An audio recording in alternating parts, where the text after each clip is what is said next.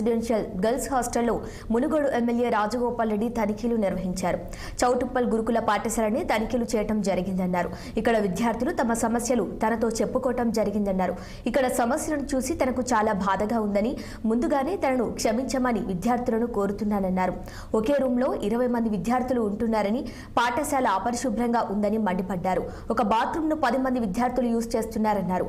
మీరు ఇక్కడ పడుతున్న బాధలను మీ తల్లిదండ్రులకు చెప్పలేకపోవచ్చు, కానీ ఈ గురుకుల పాఠశాలలు చేయాల్సింది చాలా ఉందన్నారు. ప్రభుత్వం డబ్బు ఖర్చు పెడుతుందని, కానీ ఈ సమస్యలను ఎవరు తీర్చలేకపోతున్నారని, ఈ గురుకుల పాఠశాలని రోల్ మోడల్ గా తయారు చేస్తానని హామీ ఇచ్చారు. తెలంగాణలోని పాఠశాలలకి అత్యధిక నిధులు కేటాయించి విద్యార్థుల భవిష్యత్తును తీర్చిదిద్దుదామన్నారు. మొట్టమొదటిగా విద్య, వైద్యం కోసం తమ ప్రభుత్వం కృషి చేస్తుందన్నారు. మరొక రోజు వచ్చి మీ అందరితో కలిసి భోజనం చేస్తానని ఎమ్మెల్యే రాజగోపాల్ రెడ్డి వ్యాఖ్యానించారు. మండలంలోని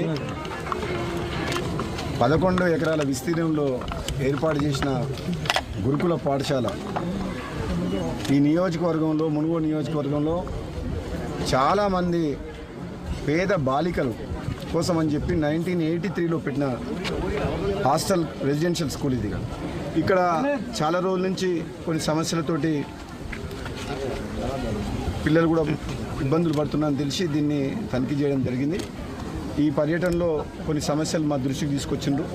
తప్పకుండా ఈ రాష్ట్ర ప్రభుత్వం గౌరవ ముఖ్యమంత్రి రేవంత్ రెడ్డి గారి నాయకత్వంలో విద్య, వైద్యానికి చాలా ఇంపార్టెన్స్ ఇస్తుంది. ఈ రాబోయే బడ్జెట్లో కూడా ఈ రెండింటి మీద ఎక్కువ బడ్జెట్ నిధులు కూడా కేటాయిస్తారు. కాబట్టి తప్పకుండా ఈ హాస్టల్లో పిల్లల స్థితిగతులు, ఇక్కడ ఉన్న పరిస్థితులు చూసిన తర్వాత చాలా బాధాకరంగా అనిపించింది.